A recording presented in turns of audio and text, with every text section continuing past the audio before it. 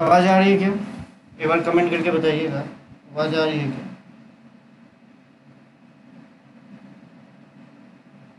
आवाज़ आ रही है क्या? एक बार कमेंट करके बताइएगा।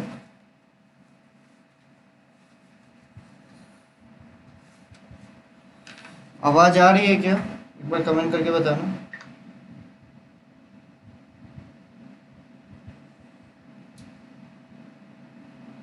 नहीं आ रही है?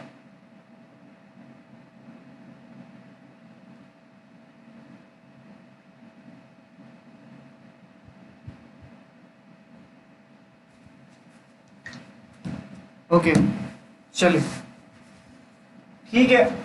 देखो यार, फोर्थ और फिफ्थ पार्ट का जो आपको पीडीएफ होगा वो एक साथ मिलेगा। इसके लिए हल्ला मत करना कि सर फोर्थ पार्ट का पीडीएफ अब तक क्यों नहीं मिला है। इस लेक्चर के बाद नहीं दूंगा, नेक्स्ट लेक्चर जो होगा उसके बाद मैं इस पीडीएफ को आप लोगों के साथ शेयर कर दूंगा। चलिए ठीक है, बात करते हैं। तो ये आप लोगों को पिछले क्लास में आप लोगों को होमवर्क मिला था। तो चलो ठीक है, कुछ बच्चों ने पूछा था तो मैं आप लोगों को ये वाला बता रहा हूँ, उसके हिसाब से आप ये क्वेश्चन एक बार ट्राई कर लीजिएगा, ठीक है। क्योंकि इन दोनों का कॉन्सेप्ट लगभग एक जैसा है।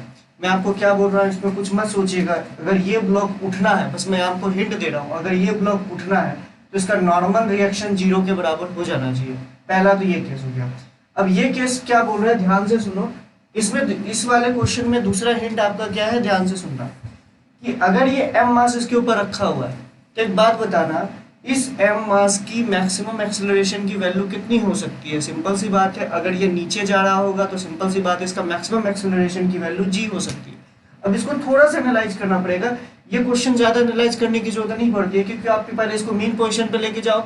मीन पोजीशन से आप जब इसको इस तरीके से सोचना। देखो इस वाले क्वेश्चन को जैसे मैं आपको हिंट दे रहा हूँ तो इस हिसाब से सोचिएगा। अगर स्प्रिंग नेचुरल लेंथ पर रहती है तो कोई फोर्स लगाती है।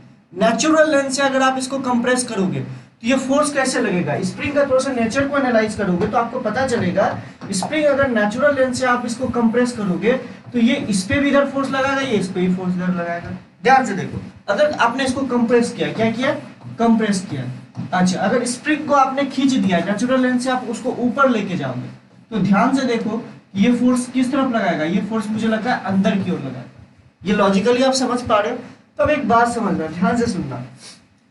जब तक ये नेचुरल लेंथ से नीचे रहेगा, सुनना मेरी बात को, जब तक इस स्प्रिंग का जो मैक्सिमम एम्पलीट्यूड है, एम्पलीट्यूड होने के बावजूद ऑब्वियस सी बात, ये नेचुरल लेंथ से नीचे आ जाएगा, 2mg/k नीचे आ जाएगा। जैसे ही ये नेचुरल, अगर तुम लॉजिकली सोचना, उससे ऊपर जाएगा, किससे, क्या बोलते हो, इससे नेचुरल लेंथ से जब इसकी लेंथ ऊपर जाएगी तब ये फोर्स किस तरफ लगाने की कोशिश करेगा, इस तरफ। तो एक बार इस पे नॉर्मल रिएक्शन फोर्सेस लिखना और देखना कि कब इसकी फोर्सेस जो है वो नॉर्मल रिएक्शन फोर्सेस से बड़ा ज्यादा हो जा रही है, उससे आप इससे निकाल सकते हो। बस मैं आपको दो हिंट बता रहा हूँ, ये वाला और नॉर्मल रिएक्शन फोर्स 0। इस क्वेश्चन में थोड़ा सा ट्रिक है, ठीक है। इस क्वेश्चन में थोड़ा सा, अगर मैं बोलूं, थोड़ा सा अच्छा कॉन्सेप्ट लगेगा ये जो आपको होमवर्क 2। अच्छा ये बताइए अब हो जाएगा क्या, एक बार ट्राई कीजिएगा। मैं क्या बोल रहा हूँ, इस क्वेश्चन को एक बार ट्राई कीजिएगा, क्योंकि क्वेश्चन बहुत ज्यादा करवाने बेटा, सिंपल सी बात है।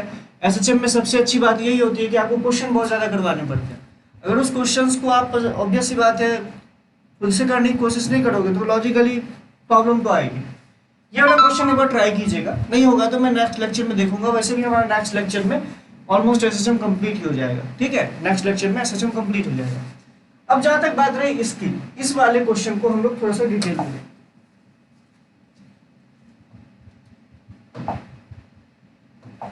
अगर मैं इस वाले क्वेश्चन की बात करूं,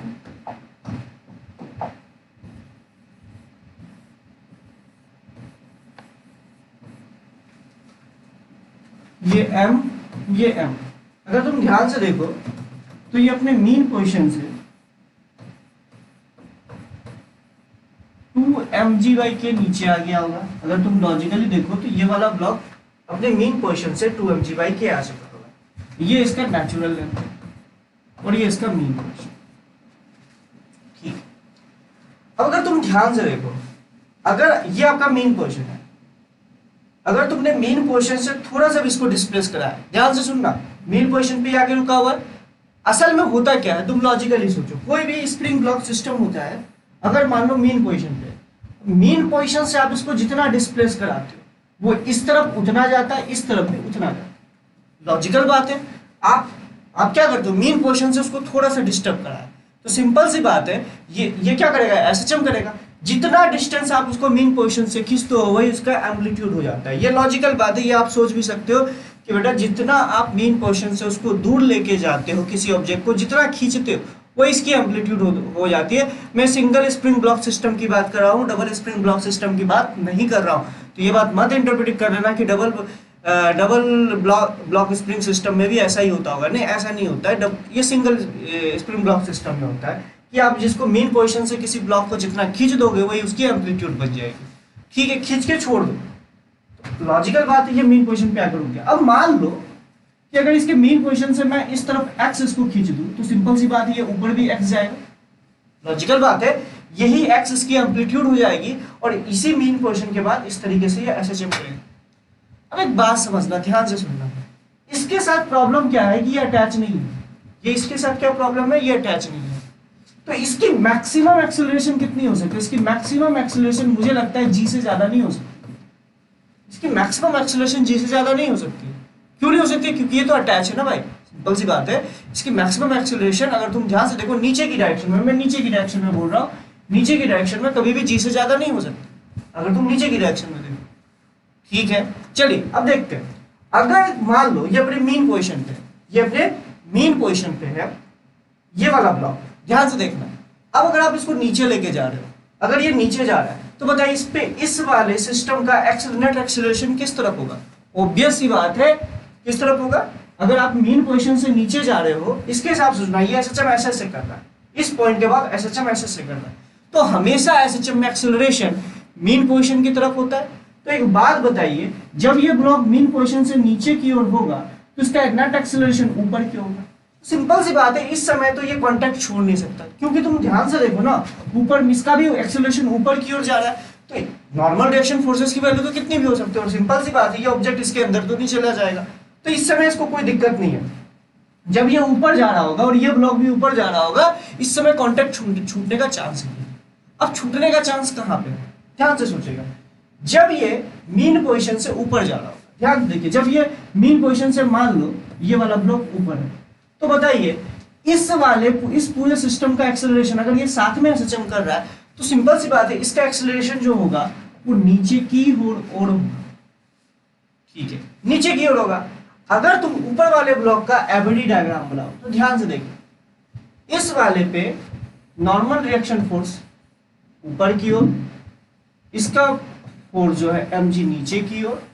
ध्यान से देखो, इस पे जो फोर्स लगेगा mg नीचे की ओर, और इसका एक्सेलरेशन भी नेट एक्सेलरेशन नीचे की ओर। अच्छा, अगर ये इसके साथ एसएचएम करना चाहता है तो सिंपल सी बात है, इस एक्सेलरेशन की वैल्यू g से ज्यादा नहीं होगी।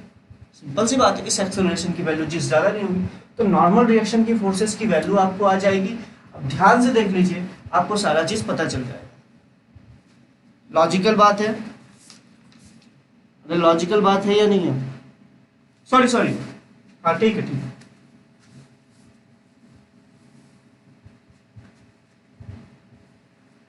ठीक है,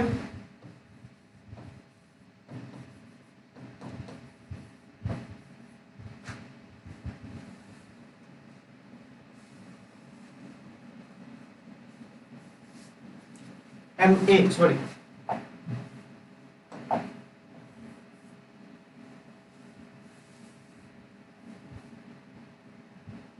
इस समय देख लो नॉर्मल रिएक्शन जीरो हो जाएगा।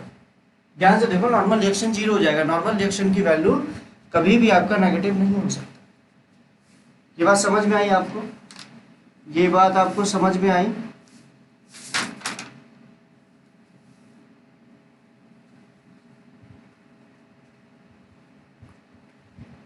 ठीक है, आगे कर लोगे क्या, ये बताओ, आगे कर लोगे क्या। आगे अब इसके आगे कुछ करना ही नहीं है। अगर तुम ध्यान से देखो, अगर ये लॉजिकली सोचना, इस अच्छा बताओ, जो एसएचएम में जब ये, अगर तुम ध्यान से देखो तो एसएचएम में एक्सेलरेशन क्या होता है। अगर तुम ध्यान से देखो, एसएचएम में एक्सेलरेशन होता है, ध्यान से देखो, एसएचएम में एक्सेलरेशन होता है माइनस के इंटू एक्स, के बाई एम इंटू एक्स, या ओमेगा स्क्वायर इंटू एक्स। ठीक है।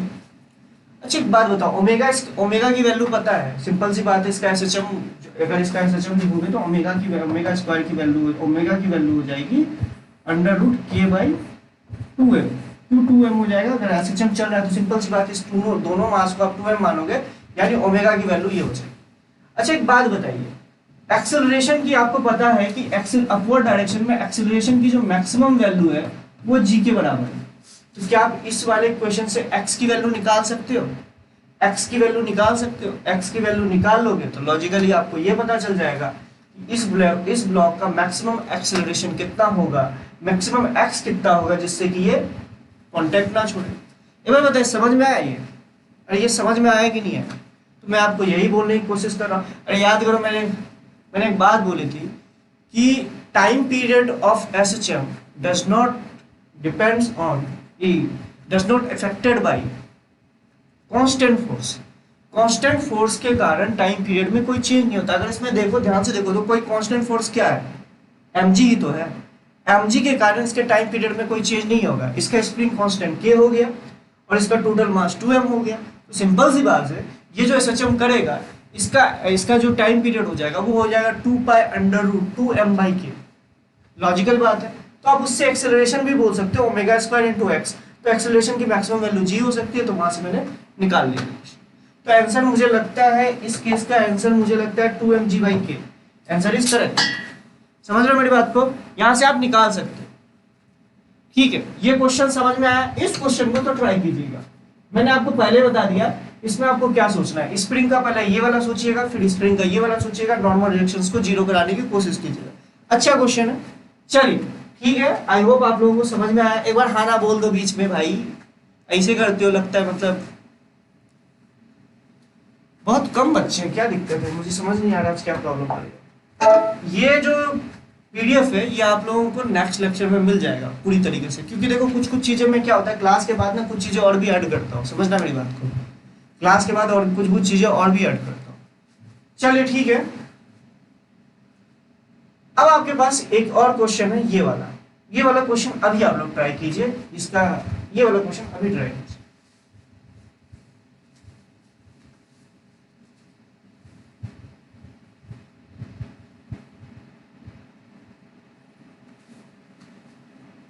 इस क्वेश्चन को अभी ट्राई कीजिए, ऊपर वाले क्वेश्चन को दिख रहा है ना?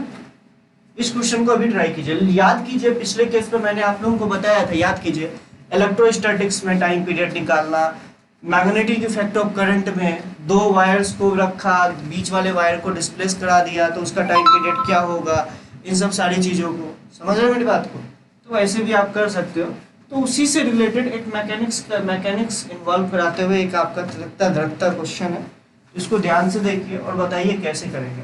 ऑब्वियस सी बात है, तुमको पूरा का पूरा सोल्यूशन तो नहीं बताएंगे बेटा, क्योंकि लॉजिकल बात है, इतना तो तुम्हें आना चाहिए। हाँ बेटा, यहाँ भी यही प्रॉब्लम है, बारिश हो रही है थोड़ा थोड़ा। अभी क्लास भी डिले हो गई थोड़ा सा, लैपटॉप में थोड़ा सा पानी चला गया था तो बहुत देर तक वो चालू ही नहीं हो रहा था। पहले मैंने उसको सुखाया, पता नहीं कैसे पानी घुस गया था, फिर मैंने उसको सुखाया बहुत देर तक, उसके बाद फिर मैंने इसको ओपन किया। फिर तुम लोगों को तो सबर नहीं होता है, हमें क्लास लेने में क्या दिक्कत है। मैं खुद ही यहाँ पे 6:45 में कोचिंग आ चुका था, 6:45 में कोचिंग आ गया था, तब से ट्राई कर रहा हूँ कभी ला।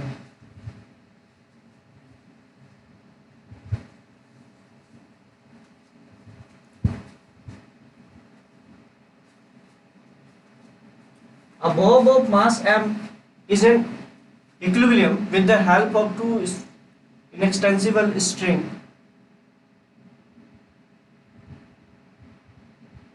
The bob is slightly displaced perpendicular to the plane of figure as shown in figure. Okay. चलिए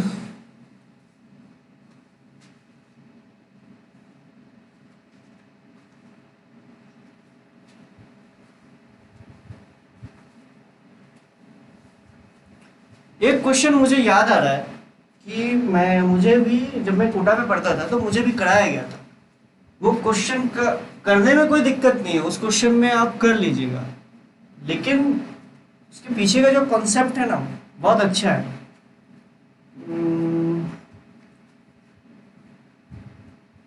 ठीक है, वो भी करवा दूंगा। एक मिनट, क्या था क्वेश्चन? हाँ, ठीक। देखो, इस क्वेश्चन में ज्यादा कुछ करना नहीं है बेटा, तुमको थोड़ा सा सोचना पड़ेगा।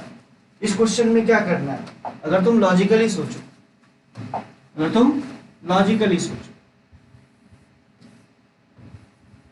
अगर तुमने इसको एक्स डिस्प्लेस करा दिया, इस पर टेंशन इस तरफ लगेगा, इस पर टेंशन इस तरफ लगेगा, और ऑब्वियस सी बात है कुछ एंगल उंगल होगा, तो इस तरफ देखो, अगर ये थीटा है और ये थीटा है, तो ध्यान से देखो 2t cos थीटा इस तरफ, ध्यान से देखो 2t cos थीटा इस तरफ। अगर तुमने इसको इस तरफ से डिस्प्लेस कराया तो ऊपर की ओर 2t cos थीटा। तो ध्यान से देखो कि एक्चुअली में नेट फोर्स हमेशा इस तरफ आएगा, हमेशा इस तरफ आएगा, मतलब एसएचएम हो सकता है।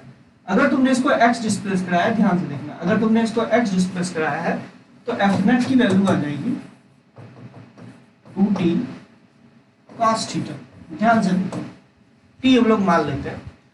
अच्छा, टेंशन की वैल्यू हम लोग निकाल सकते हैं क्या? आराम से निकाल सकते हैं। अगर तुम ध्यान से देखो, मीन पोजीशन रिलेशन निकाल लो। पहले एंगल रहा होगा, ध्यान से सुनना, पहले कितना रहा होगा? अगर तुम इसको लॉजिकली सोचो तो ये t है और ये t है और नीचे की ओर mg लग रहा है, ठीक है? तो क्या आप बता सकते हो कितना आया होगा? तो यहाँ से आप एंगल उंगल निकाल के पहला मीन पोजीशन रिलेशन लिख लोगे तो वो mg के टर्म में आ जाएगा।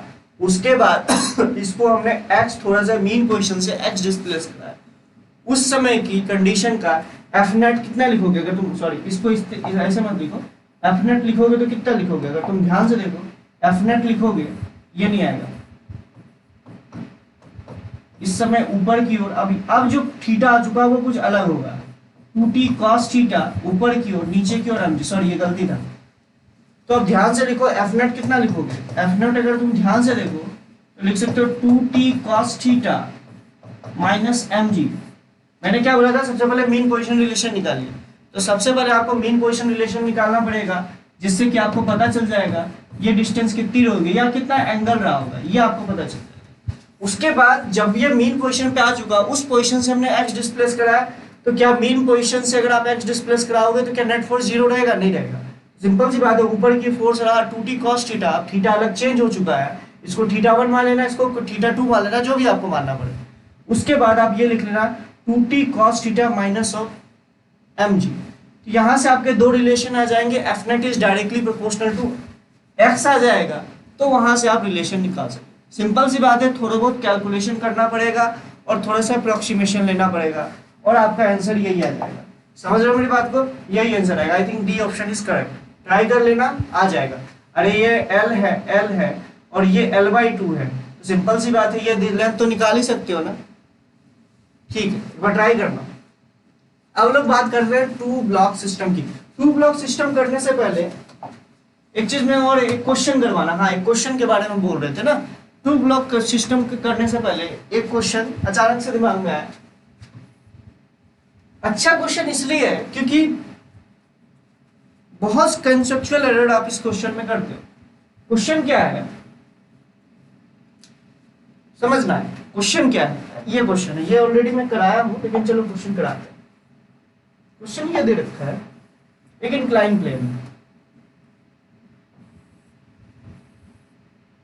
इसमें एक इस तरीके से ब्लॉक रखा हुआ है और ये स्प्रिंग से अटैच, ठीक है, ऐसे करके अटैच। पहला क्वेश्चन तो पहले ऐसे ये मेन क्वेश्चन नहीं है, लेकिन बस ऐसे ही पूछ रहा हूँ। ये मास m है, ये k है, तो आप एक बात बताइए इसका टाइम पीरियड कितना होगा? अगर मैं इसको मीन पोजीशन से अगर x डिस्प्लेस करा के छोड़ दूं तो इस स्प्रिंग ब्लॉक सिस्टम का टाइम पीरियड कितना होगा? पहले तो ये बता, ऐसे ही पूछ रहा हूँ। बाकी तो अपने नेक्स्ट क्वेश्चन जो इससे अच्छा क्वेश्चन है वो तब मैं आपसे पूछूंगा। ये m मास है, ये k इसका स्प्रिंग कांस्टेंट है, तो मैं आपसे पूछ रहा हूँ इस स्प्रिंग ब्लॉक सिस्टम का टाइम पीरियड कितना होगा? बताइए टाइम पीरियड कितना होगा?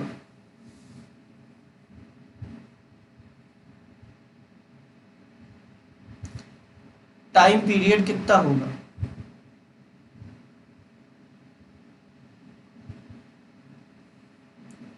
मुझे लग रहा है इसका टाइम पीरियड हो जाएगा 2 पाई अंडर रूट क्यों भाई? अबे टाइम पीरियड थोड़े ना कांस्टेंट फोर्स पर डिपेंड करती है, पिछले लेक्चर में बताया था ना, अरे बताया था ना आई थिंक, कि time period does not depends on constant force, constant force पर डिपेंड नहीं करती, 3-4 फिगर भी बने हुए थे, ठीक है। तो लॉजिकली सोचो तो इसका टाइम पीरियड ऑब्वियस सी बात है मीन पोजीशन कहीं शिफ्ट हो जाएगा। अच्छा मीन पोजीशन की पोजीशन कहाँ होगी?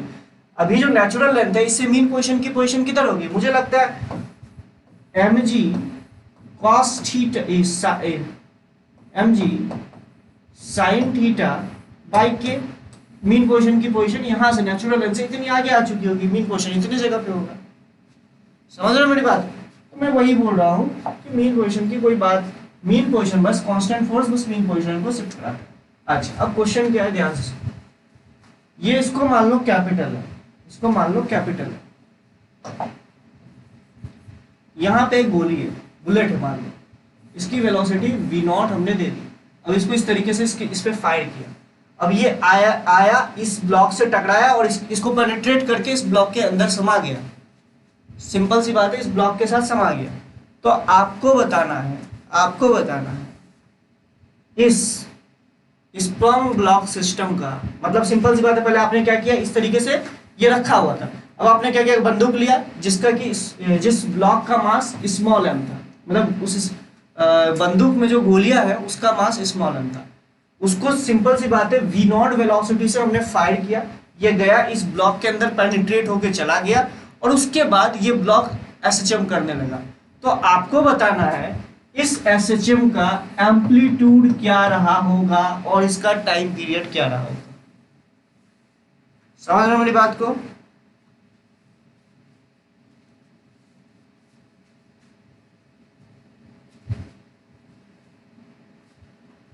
समझ में आया क्या मैं बोलने की कोशिश कर रहा हूं?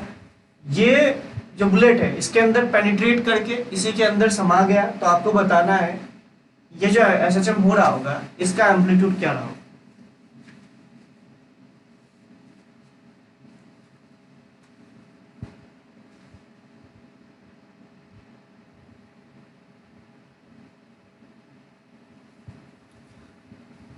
ऐसे मैं एक चीज पूछ रहा हूं, स्प्रिंग फोर्सेस आर, ऐसे पूछ रहा हूं क्या स्प्रिंग फोर्सेस इंपल्सिव फोर्सेस होते हैं या नॉन इंपल्सिव फोर्सेस होते हैं, ऐसे पूछ रहा हूं, क्योंकि आप लोगों ने एक तरीके से पूरी की पूरी मैकेनिक्स पढ़ ली है। तो बताइए इस केस में स्प्रिंग फोर्स इंपल्सिव फोर्स होगा या नॉन इंपल्सिव फोर्स होगा?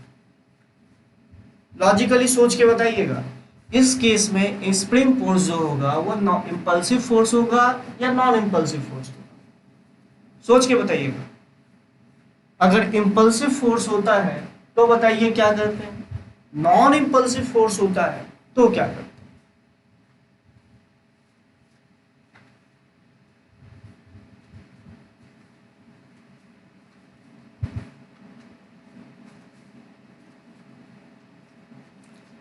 देखो मैं पहले ही बता दे रहा हूं, मैं चाहता 2 लेक्चर में कंप्लीट हो जाता, ये चौथा चल रहा है, ऑब्वियस सी बात है 5वें लेक्चर तक हम लोगों को जाना है, ये आप लॉजिकली समझ लो 5वां 6ठा तक जाना पड़ सकता है ऐसे चलो। तो मैं आपको यही बोल रहा हूँ कि फिर प्लीज़ आप में से कोई भी शेड्यूल का ये बात मत दिखाइएगा कि सर आज के शेड्यूल के हिसाब से तो ये टॉपिक चलनी चाहिए, तो मैं फिर आपको यही बात बोलूँगा ठीक है बेटा, फिर हम लोग हर चैप्टर्स को इसी तरीके से करते हैं, एक एक लेक्चर्स में कंप्लीट करते हैं।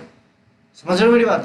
तो प्लीज़ मुझे ये बात सुननी नहीं, क्योंकि आप ही लोग में से मैक्सिमम बच्चे यही मुझे मैसेज करके बोले हैं कि सर थोड़ा सा डिटेल में करा दीजिए, क्योंकि इससे हमारा भी अच्छा हो जाएगा। जो चैप्टर जिनको डिटेल में नहीं करना है, सिंपल सी बात है, क्वेश्चंस के सेशंस को देखिएगा। ऑब्वियस सी बात है आपके इसके साथ क्वेश्चंस तो हो ही रहे, हम लोग एसएचएम को किसके थ्रू सीख रहे हैं? अगर मैं थ्योरी का करा रहा हूँ, क्वेश्चंस के थ्रू तो तुम्हें सॉल्व करना सिखा रहा हूँ, एक तरह से लॉजिकली देखो तो क्वेश्चन ही तो बता रहा हूँ तुम्हें।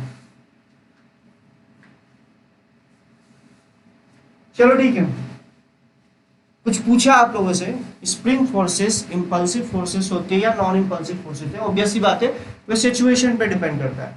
तो ये बताइए इस सिचुएशन पे जो स्प्रिंग फोर्स लगेगा वो इंपल्सिव फोर्स लगे, इंपल्सिव होगा या नॉन इंपल्सिव होगा? अरे हाँ ना, कुछ बोलो भाई।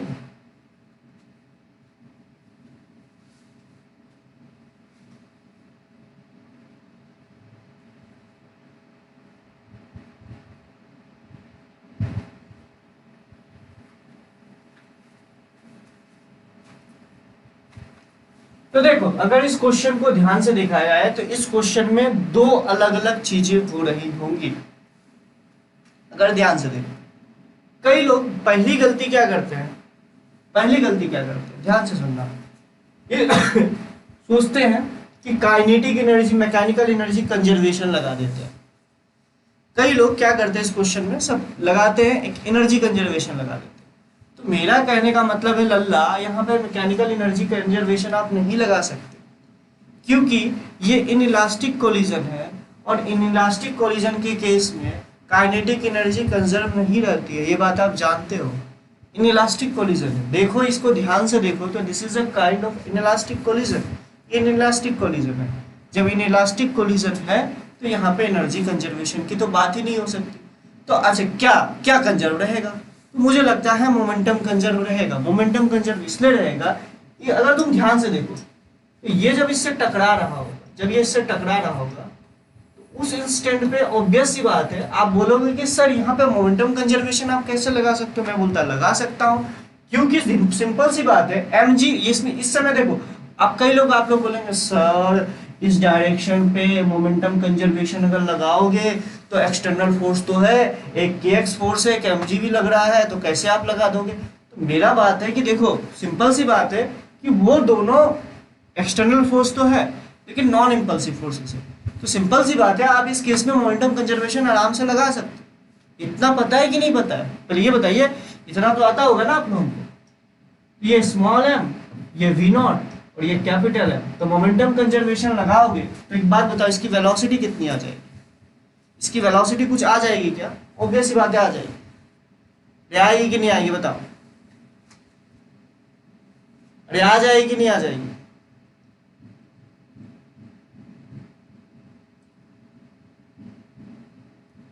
आ जाएगी मोमेंटम कंजर्वेशन से। तो मैं मान लेता हूं कि फाइनली जब ये इसके अंदर पेनिट्रेट कर गया, तो कहां बनाऊं, जब ये इसके अंदर पेनिट्रेट कर गया तो इसका mass capital M plus small m हो गया और इसकी वेलोसिटी v हो गई। तो ध्यान से देखिए, ये अपनी मीन पोजीशन पे इसकी वेलोसिटी इतनी मिल चुकी है। मीन पोजीशन यानी इक्विलिब्रियम पोजीशन, जहां पे ये इक्विलिब्रियम पे चला गया होगा। अच्छा उस v की वैल्यू आप निकाल सकते हो क्या? ऑब्वियस ही बात है, लिख सकते हो mv naught plus 0 is equals to capital M plus small m into v। तो ध्यान से देखिए v की वैल्यू आ जाएगी mv not upon capital M plus small m। तो ये आपका v की वैल्यू आ जाएगा। v का मतलब जब ये इसके अंदर पेनिट्रेट हो चुका होगा तो उसकी वेलोसिटी इतनी आ चुकी है। समझ रहे मेरी बात को? ये मैंने कैसे लगाया, मैंने ये बात का ध्यान रखा कि हम मोमेंटम कंजर्वेशन लगा सकते हैं लेकिन यहाँ एनर्जी कंजर्वेशन नहीं लगा सकते। बात याद रखिएगा, इस प्रोसेस के दौरान, कोलिजन के प्रोसेस के दौरान आपका एनर्जी कंजर्वेशन आप नहीं लगा सकते क्योंकि एनर्जी का लॉस हो रहा होगा। This is not case of elastic collision. देखो ना इसके अंदर पेनिट्रेट हो गया, तो सिंपल सी बात है, देख लो पहले की काइनेटिक एनर्जी निकालो और टकराने के बाद की काइनेटिक एनर्जी निकालो, तो सिंपल सी बात है आप देख लोगे कि kinetic energy is not conserve. अच्छा ये जस्ट एक इंस्टेंट पे हुआ होगा, गया टकराया इसके अंदर पेनिट्रेट हो गया, तो उस समय का हम जो स्प्रिंग फोर्सेस है उसको नॉन इंपल्सिव मान लिया। सिंपल सी बात है। अच्छा ये अपने मीन उस इंस्टेंट पे ये अपने मीन पोजीशन पे रहा होगा, तो आप इसको इस तरीके से देख सकते हो कि भैया ये अपनी मीन पोजीशन पे, उस समय की मीन पोजीशन पे रहा, जिस समय इसकी मीन पोजीशन थी उस समय की मीन पोजीशन पे रहा। ध्यान से सुनना, ये अपनी मीन पोजीशन पे रहा, ठीक है, ये अपनी मीन पोजीशन पे रहा।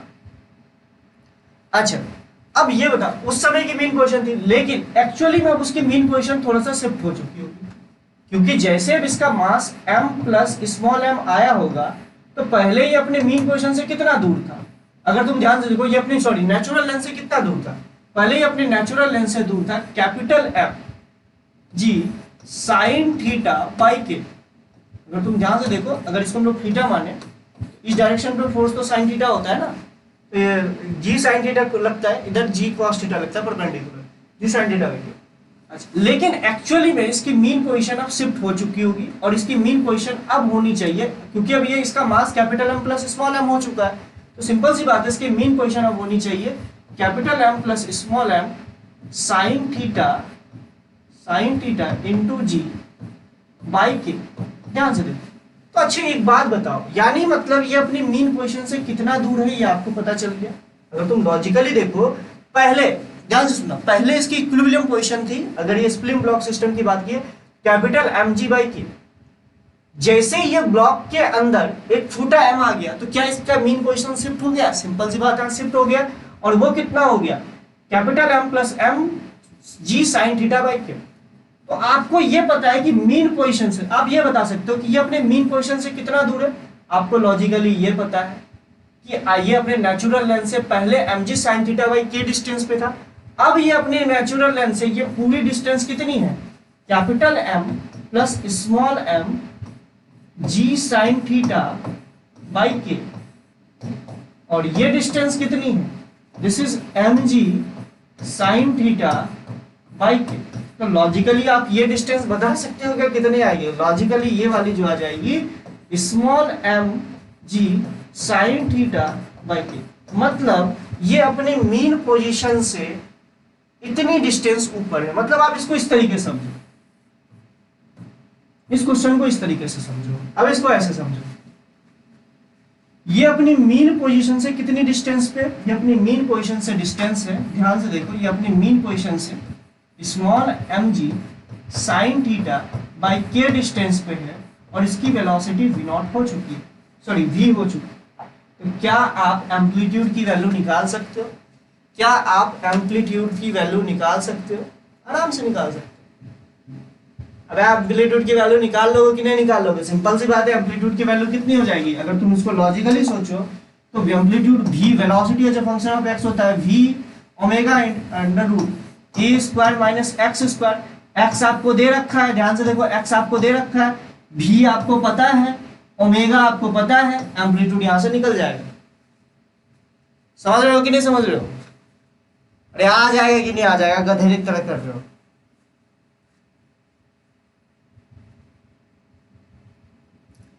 ये क्वेश्चन इसलिए अच्छा हो जाता है, देखो अगर ये लीनियर डायरेक्शन पे रखा रहता है, देखो कई लोग ये क्वेश्चन कराते हैं, ध्यान से सुनना, ये क्वेश्चन अगर आप ऐसे लेके रखते तो कोई दिक्कत नहीं होती, क्योंकि इसका मीन पोजीशन थोड़ा शिफ्ट होता। इसके अंदर ये मास पेनिट्रेट होके आ भी गया होता तो मीन पोजीशन थोड़ा शिफ्ट होता, क्योंकि नेट फोर्स उस समय भी जीरो होती।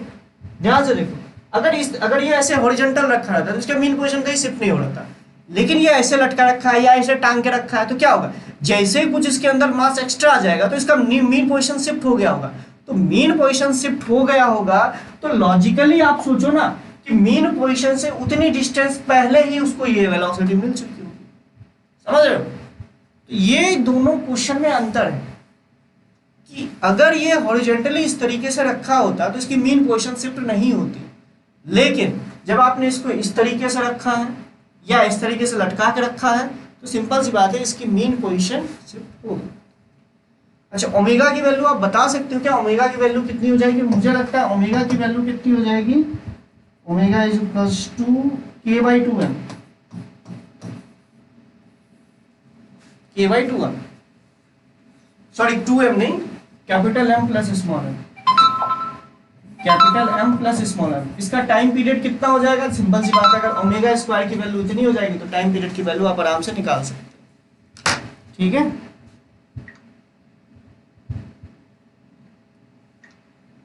अच्छा ये समझ में आया क्या मैंने कराया? अरे ये समझ में आया आपको? ये बात आपको समझ में आई? किसी को डाउट हो तो एक बार पूछ लो। बाकी क्वेश्चन अपने आप में अच्छा था, बाकी क्वेश्चन अपने आप में अच्छा था।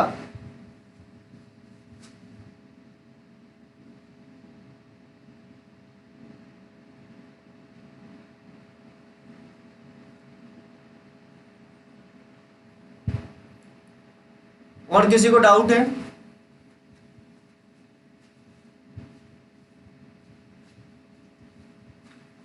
ठीक है, चलिए अब आगे बढ़ते हैं।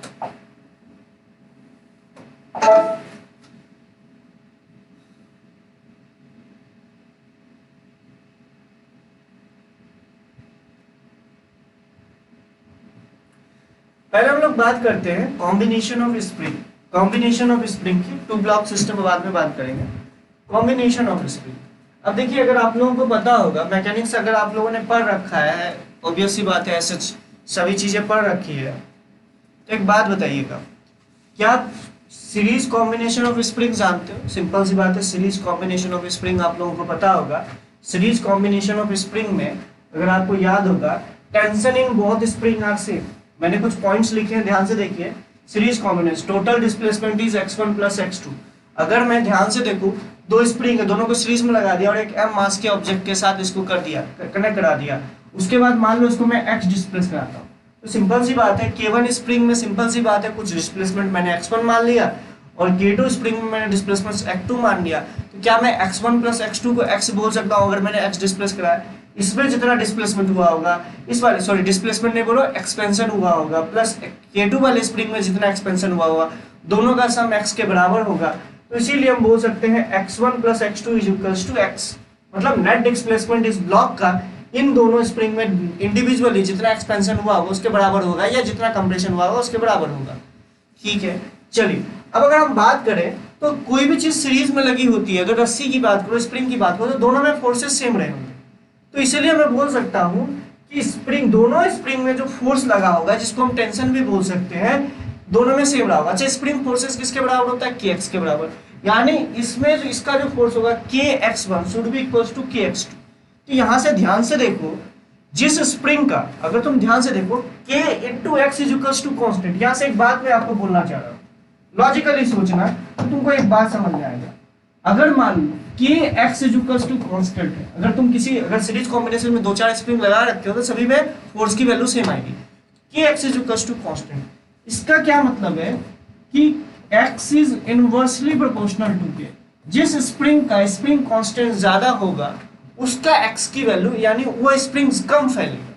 लॉजिकली सोचना, ये बात लॉजिकली भी आप सोच सकते हो, समझ रहे मेरी बात को? तो ये तो ऐसे ही मैंने लॉजिकली आपको बता दिया। अच्छा, अगर तुम एक बात ध्यान से देखो, इसको भी एक मैं प्रूव कर सकता हूँ, लेकिन मैं ये मान के चलता हूँ कि ये, या ऑलरेडी आप लोग मैकेनिक्स में थोड़ा बहुत तो इसके बारे में आइडिया होगा कि जब सीरीज कॉम्बिनेशन में स्प्रिंग को लगाते हैं तो उसका k इक्विवेलेंट का क्या मतलब है?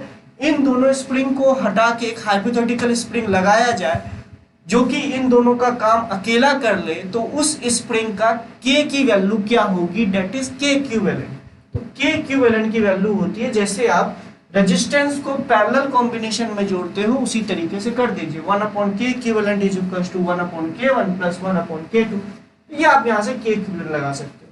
तो ध्यान से देखिएगा, जब स्प्रिंग को आप पैरेलल को सीरीज कॉम्बिनेशन में लगाते हो,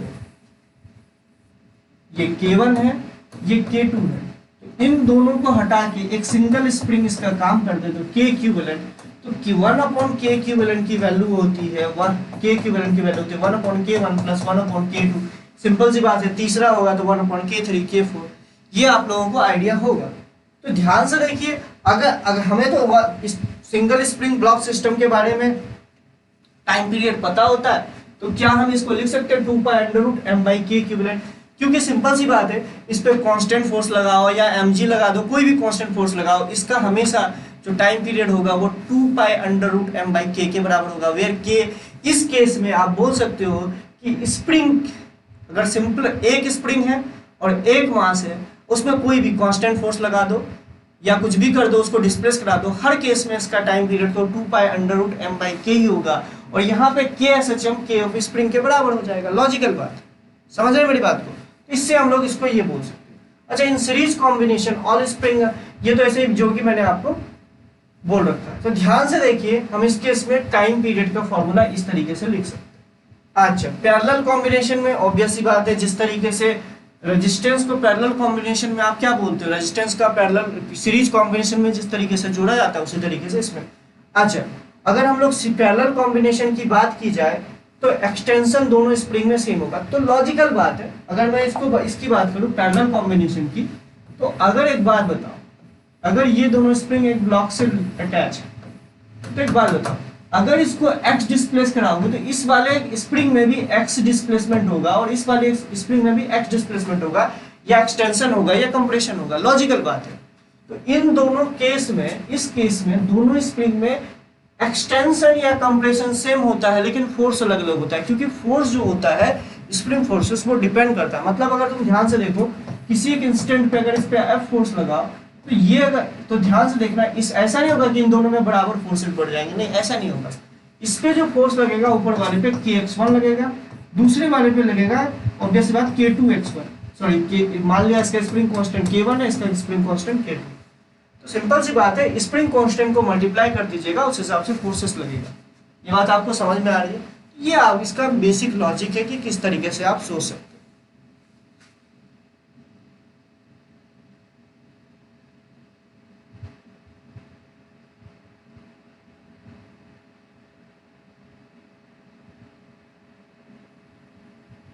एक मिनट,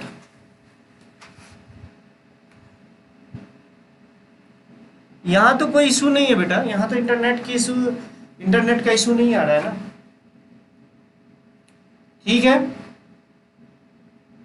चलिए, ये बात तो हमें कि पैरेलल सीरीज कॉम्बिनेशन का समझेगा। अब सीरीज जो पैरेलल कॉम्बिनेशन में के इक्विवेलेंट जो होगा वो आपका हो जाएगा k1 plus k2 plus k3, और के इक्विवेलेंट का मतलब तो मैंने आपको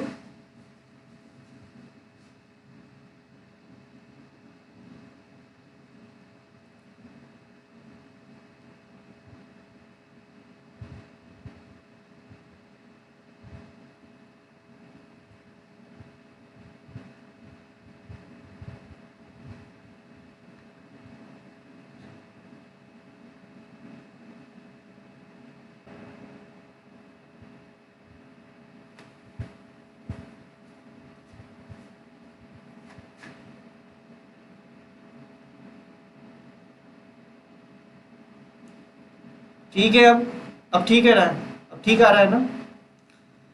यहाँ भी बारिश हो रही है बेटा, हो सकता है कुछ इंटरनेट इशू आ जाए, कोई दिक्कत, वैसे प्रॉब्लम तो नहीं होनी चाहिए। अब आई थिंक सही है ना? अब ठीक सही आ रही है ना? अरे हाँ ना, कुछ तो बोलो।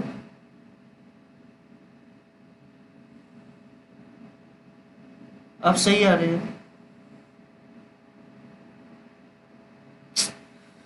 क्या हो रहा है यार?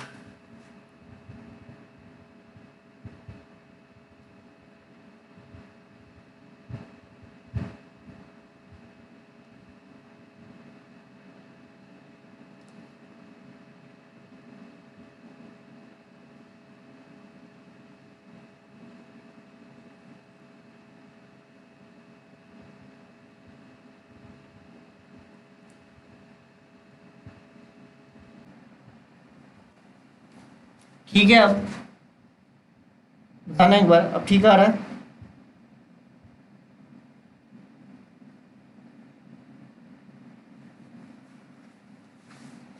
यार इंटरनेट के issue,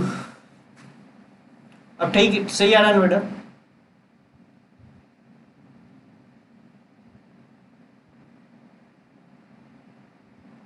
now I think everything is clear. Internet issue भी,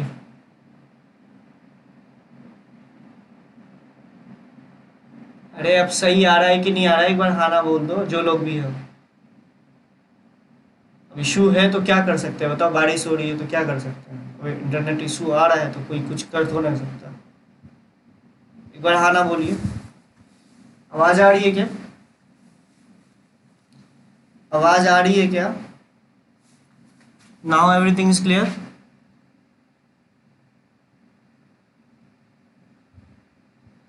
अब सही है ना?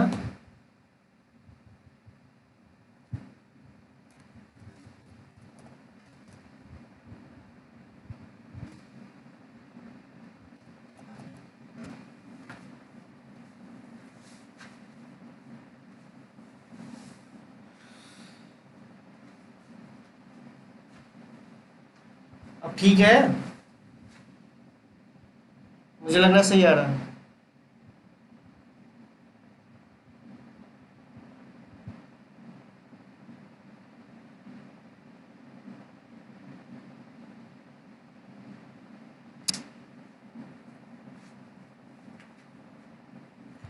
अभी भी लैग है क्या मेरे में? अभी भी लैग कर रहा है क्या? चलो ठीक है, सही आ रहा होगा। ध्यान से सुनिए, तो अगर तुम ध्यान से देखो तो पैरेलल कॉम्बिनेशन में के इक्विवेलेंट क्या होता है, k1 प्लस k2 होता है। सर बारिश हो रही है, इस वजह से नेट नहीं चल रहा है मुझे। बेटा मेरा भी यही हाल हो रहा है, यहाँ पे भी बारिश हो रही है। ऐसी बात तो नहीं कि तुम्हारे यहाँ बारिश है, यहाँ पे भी रीवा में भी बारिश हो रही है, इस कारण से थोड़ा सा नेट का इशू आ रहा होगा, समझ रहा हूँ। ठीक है, चले ठीक है। के इक्विवेलेंट की वैल्यू k1 प्लस k2 आएगी। अगर तुम इसको लॉजिकली देखो तो यहाँ से आप टाइम पीरियड की वैल्यू लिख सकते हो 2 pi under root m by k equivalent. ठीक है, ठीक है। चलिए यहाँ से हम लोग इस तरीके से देखते, तो ये हमारा कॉम्बिनेशन ऑफ स्प्रिंग के केस में, मतलब आप ये क्या करो कि 3 4 5 6 स्प्रिंग का कॉम्बिनेशन अगर आपको दिया हुआ है तो आप उस स्प्रिंग के कॉम्बिनेशन को एक सिंगल स्प्रिंग में कन्वर्ट कर लिया करो, सीरीज पैरेलल का केस लगा के, और उससे आप directly 2 pi under root m by k, मतलब क्योंकि आपको पता होगा, ठीक है, आपको पता होगा कि सिंपल सी बात है कि एक मास दे रखा है और 3 4 स्प्रिंग या 5 6 स्प्रिंग दे रखा है, तो उन सारे स्प्रिंग, मुझे नहीं पता चल रहा भाई तुम लोग किसका सही है किसका गलत है, यार छोड़ो यार, जिसको सही होगा नहीं होगा अगले लेक्चर में देखेंगे कि तुम, ठीक है। इससे आप ये कंक्लूड कर सकते हो कि के इक्विवेलेंट जो है उसको हम लोग निकाल सकते हैं। इसके लिए क्वेश्चन देख लो, बाकी जब इसमें कुछ है नहीं, फालतू का टाइम बर्बाद हो गया, लैग कर रहा है लैग नहीं कर रहा है, पता नहीं तुम लोग क्या बोलना चाह रहे हो। इस क्वेश्चन को एक बार ट्राई कीजिए, ये दोनों जो क्वेश्चन है इन दोनों को ट्राई कीजिए, पहला ए पार्ट या बी पार्ट, इन दोनों का आंसर भी मैंने लिख रखा है, लेकिन आप लोग को एक बार ट्राई करना है कि इन दोनों का टाइम पीरियड कितना आएगा। बेसिकली के इक्विवेलेंट ही आपको निकालना है, ठीक है। चलिए जल्दी से ट्राई कीजिए।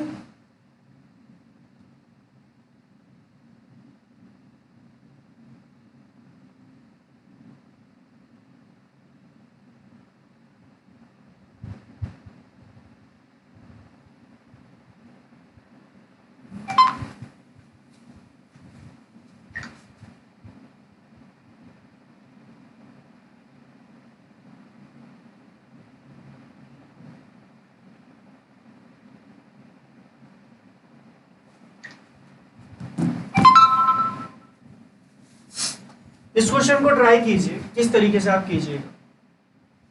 अगर तुम ध्यान से देखो, K1 यहाँ पे जो K1 लिखा हुआ है या K2 लिखा हुआ है, ये दोनों सीरीज कॉम्बिनेशन में है, तो K1 और K2 सीरीज कॉम्बिनेशन में है, तो लॉजिकल बात बताइए इसका, इन दोनों का K इक्विवेलेंट कितना हो जाएगा, वो हो जाएगा K1 K2 upon K1 plus K2।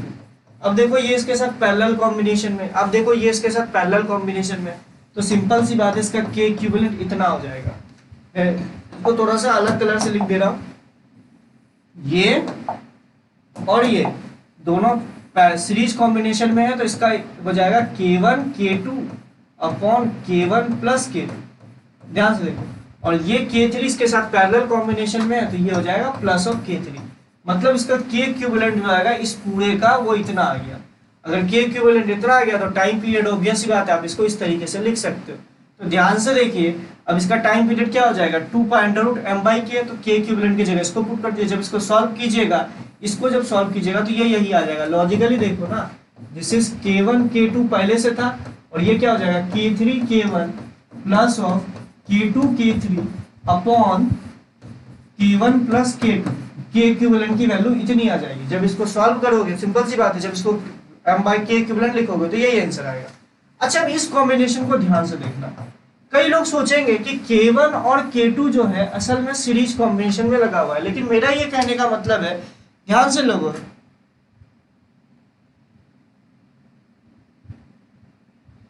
ठीक है, अब ध्यान से सुनना कि इस वाले केस में K1 और K2 जो है पैरेलल कॉम्बिनेशन में लगा हुआ है, क्योंकि तुम ध्यान से देखना पैरेलल कॉम्बिनेशन ऑफ स्प्रिंग की खासियत क्या होती है।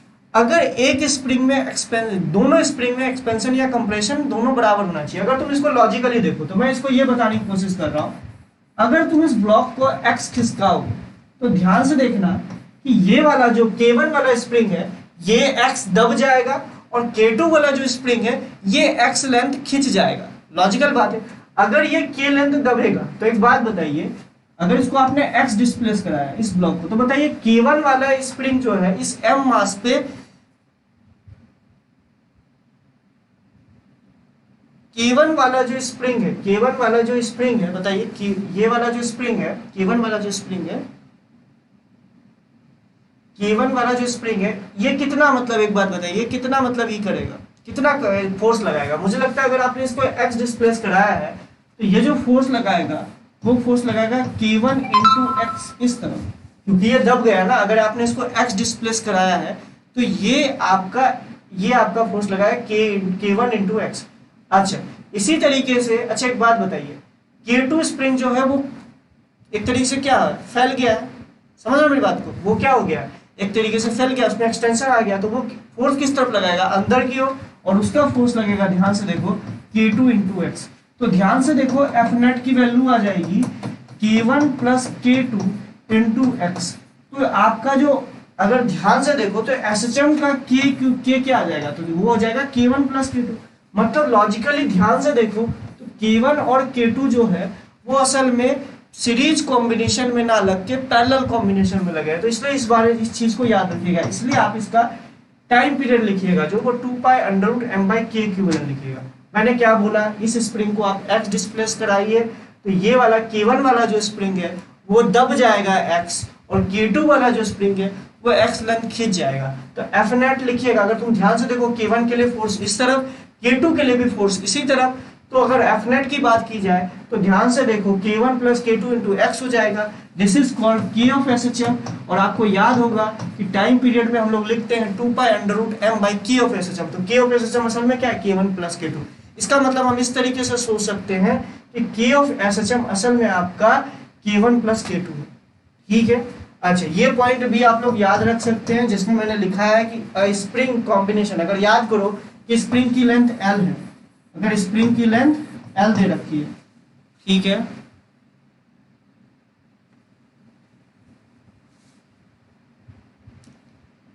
अगर स्प्रिंग की लेंथ L दे रखी है और अगर इसका स्प्रिंग कांस्टेंट K दे रखा है, तो मुझे जहां तक लगता है कि अगर इसको टुकड़े टुकड़े कर दो, अगर आपको याद होगा SHM में पढ़ाया जाता है आप लोगों को कि अगर आप इसके टुकड़े टुकड़े कर दो तो K इंटू एल का प्रोडक्ट सेम रहेगा। मतलब एक स्प्रिंग है जिसकी लेंथ L थी, उसका स्प्रिंग कांस्टेंट K दे रखा है।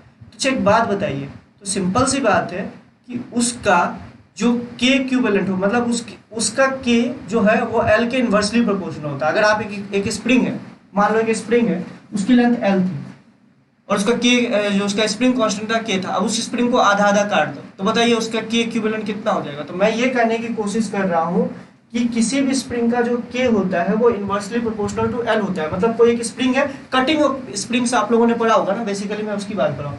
K1 L1 should be equals to K2 L2 is equals to K3 L3।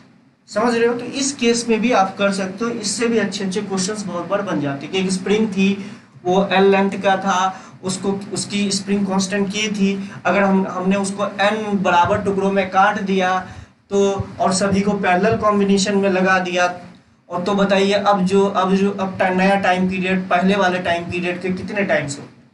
मैं क्या बोल रहा हूँ, क्वेश्चन ध्यान से सुनो, क्वेश्चन क्या बोल रहा हूँ। मान लो एक स्प्रिंग थी और एक ब्लॉक से लगा हुआ था, इस स्प्रिंग का स्प्रिंग कांस्टेंट K था, इसकी लेंथ L थी। अब आपसे ये बोल रहा है, ध्यान से सुनना, कि अभी इसका टाइम पीरियड क्या होगा, ध्यान से देखो, तो इसका टाइम पीरियड होगा 2π√m/k। अब क्या बोला है, इसको n इक्वल पार्ट में काट दो, n इक्वल पार्ट में काट दो। n इक्वल पार्ट में काटोगे तो मुझे लगता है सभी वाले जो स्प्रिंग है उसका जो K होगा, K जो होगा वो असल में कितना हो जाएगा। अगर तुम ध्यान से देखो K हर वाली का लेंथ कितना हो जाएगा, K इंटू L/N। अगर मैं बात करूं तो हर स्प्रिंग का जो K होगा वो n टाइम्स हो जाएगा। अगर तुम लॉजिकली सोचो, अगर इस वाले स्प्रिंग का K इक्विवेलेंट K है और इसका लेंथ L दे रखा है, अगर आपने इसको n टुकड़े में बांट दिया तो सिंपल सी बात है K इंटू L का मल्टीप्लीकेशन सेम होना चाहिए।